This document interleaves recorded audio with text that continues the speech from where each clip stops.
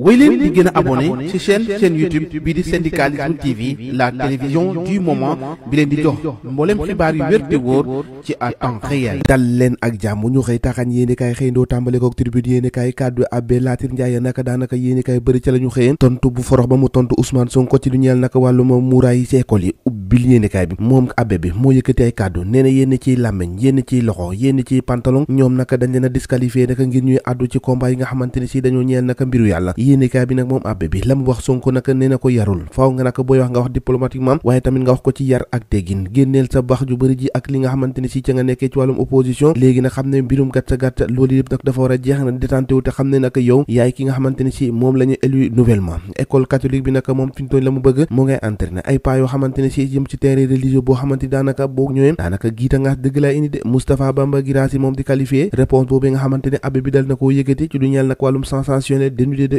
spiritualité ubbil yéenikaay bi ne Ousmane Sonko naka la mu wax ci wàllum muuraay googee catholique ga naka tontu na ko interdiction jëm ci port naka ci yenn ci école nag jàppale na Abbé Latir Ndiaye moom nag joyante bu baax Sonko ndax jàpp na ni Sonko la mu yëkkati naka loolee amul leen loo xamante ni si war na ko caa wax ubbil yéenikaay bi enquête ca la xëy nag nee na port voile ci école yooyu naka coow la Ousmane Sonko dal dina koy dekkilaat coow loolee naka ñu dundoon Ousmane Sonko dal da koy dekki waaye naka Abbé Latir Ndiaye ab tontom bu weex xat nag la dal dee yëkkati gàcc ko ci ndoddal Ousmane Sonko coow loolee naka yéenikaay bi ne fintoon ni mu ngi gën a woyofal li nga xamante ni si moo di tissu social bi ci jamono ji nga xamante ni fintoon ni daanaka ay weer rek la ñu dal dee def sorti Abbé Latir Ndiaye boobee ministre Guirassy indi na ay wax ak ñeneen nee na dialogue de sourds dëgg nag moo am mbir mi ndax dialogue boo xamante ni kii waxee jëm fële kii wax jëm fële daanaka kenn déggul sa morom retour boobu xamante ni sax daanaka bu moytu war na indi coow lu rëy loolee nag yéenekaay bëri xëy na ci àddu yéenekaay Walfadjri ci la mu àddu moo di signal bi nga xamante ni nee na TDS ñoo ngi koy menacé ñoo ngi leen a artu ka dankaafu naka ak a yootal ni boo moytu naka daanu ko na këpp dagg nag ci division ci TNT bi yéenekaay bi xëy tëdduy ko nii TDS menace de couper le signal de Walf TV nga ni ma boobee jamono nag stade yéenekaay suñu lamb quotidien yooyu nag fi ñu toll nii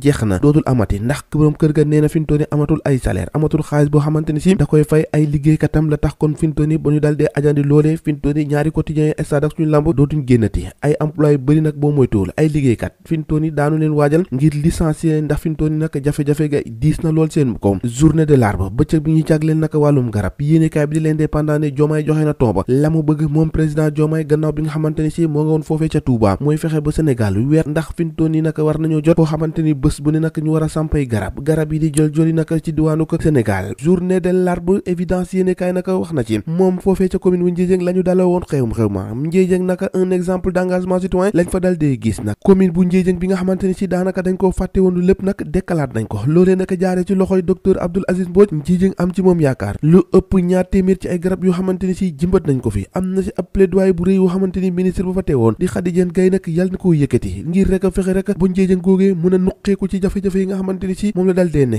ubbil yéenekaay bi ak gestion wàllum Sénégal googee Sonko naka moo ngay dalal xelu ndaw ñi ndax Sonko la mu xamle moo di dañoo jote si réew moo xamante ni dañ koo caxat-caxatee yàqu ko bu baax te fan yii di ñëw naka da ngeen si xam dara moom Sonko nag nee na dana leeral lépp li nga xamante ni si moom lañ fi gis ak li leen war a wax ndax réew mi nga xamante ni si jot nañ ko li ci yàqu dafa bëri lool te dañ ko war a réparer moo tax mu ne ndaw ñi faaw ngeen ànd ak dal def ndànk nag nga xam ne nag ñun fa ñu jëm amul kenn ko xamante ni si mën nañoo tere yegg foofee te suñu yéene ci ndaw ñi lépp nag incha allah daanu ko motal di ay kàddu Ousmane Sonko